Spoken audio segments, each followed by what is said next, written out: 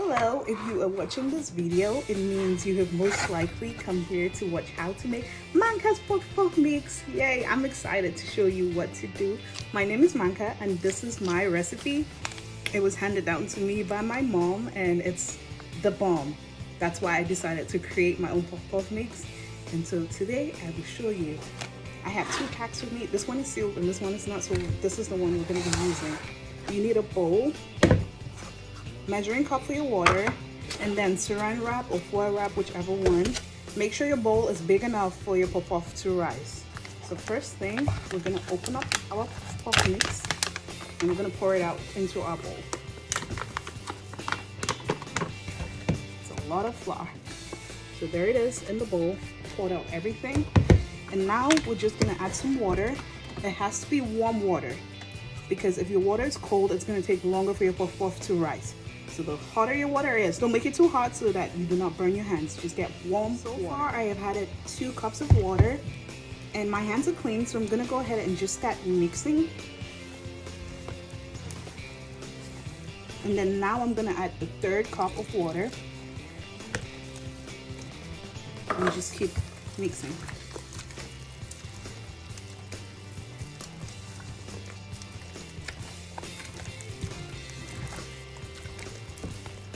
When you mix your puff with 3 cups of water, it's gonna seem like it's hard. It's not, that's fine. That's the perfect texture. This is the texture you're trying to achieve. You want to be able to whip it. When you whip it, it's gonna give your puff that drawing, not drawing, oh my God, excuse my language. It's gonna make your puff fluffy. That's what I was trying to say. So you wanna whip it.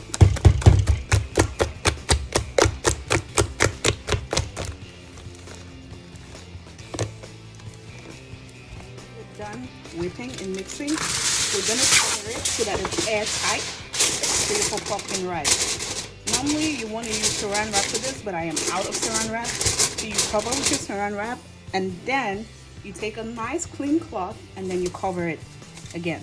And then you put it in a warm area and let it rise. So it has been about 35-40 minutes. And so I'm coming back to check on my puff. I take off the cloth. And the reason why I said saran wrap is better is because with saran wrap, I won't have to open up the entire thing to see if my puff is risen to maximum. You can just look through the saran wrap and you'll be able to see, but given that a foil, I have to actually open, which is not a good idea. So yes, my puff is rising nicely. I'm just gonna give it a few more minutes. I mean, it's almost there.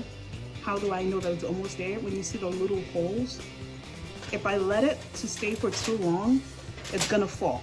So do not keep your puff to rise for too long. If you leave it to rise for too long, when you come back, you're gonna see that it has fallen. It's risen and then fallen. So I'm just gonna give it like 2 more minutes and then we'll start frying. So my puff is risen and it's ready to fry. I had oil on the fire about 10 minutes ago to let it get hot. Before you start frying your puff, please make sure your hands are wet so that way the puff does not stick to your hands. So I'm gonna wet my hand.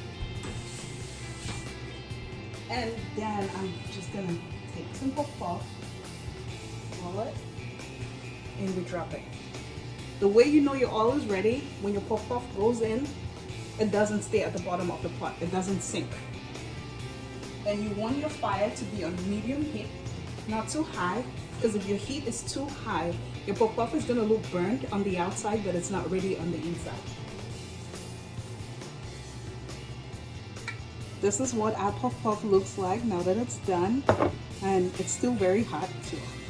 This is what the inside looks like. Look at that, therefore. It's beautiful and it tastes as delicious as it looks. I love it.